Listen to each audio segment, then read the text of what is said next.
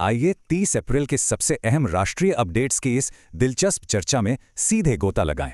राजनीति, इंफ्रास्ट्रक्चर और डिफेंस, ये सब आज कैसे टकरा रहे हैं? चलिए तथ्यों पर नजर डालते हैं।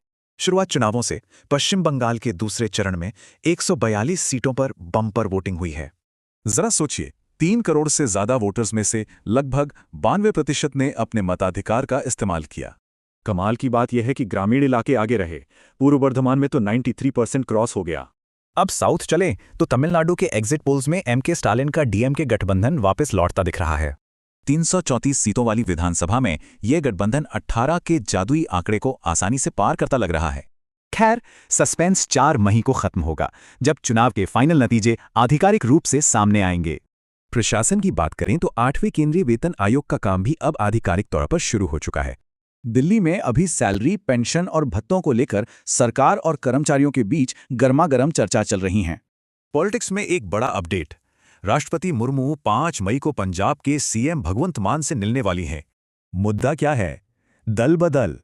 मान अब उन 6 बागी सांसदों को हटाने की कड़ी मांग कर रहे हैं। इधर 81,000 करोड़ के ग्रेट निकोबार प्रोजेक्ट पर भारी राजनीतिक और पर्यावरणीय बहस छिड़ गई है। राहुल गांधी के दावों के अनुसार ये प्रोजेक्ट वर्षा वनों को तबाह करेगा और आदिवासी समुदायों के लिए खतरनाक होगा। डिफेंस की दुनिया से एक बड़ी खबर। भारत ने रूस के साथ $1.2 बिलियन की डील क्रैक की है। इस डील में 300 किलोमीटर की घातक रेंज वाली लगभग 300 R-37M मिसाइलें भारत आ रही हैं। ये हवा में ही दुश्मन के अहम रडार और कमांड विमानों को सीधे अपना अचूक निशाना बनाती हैं।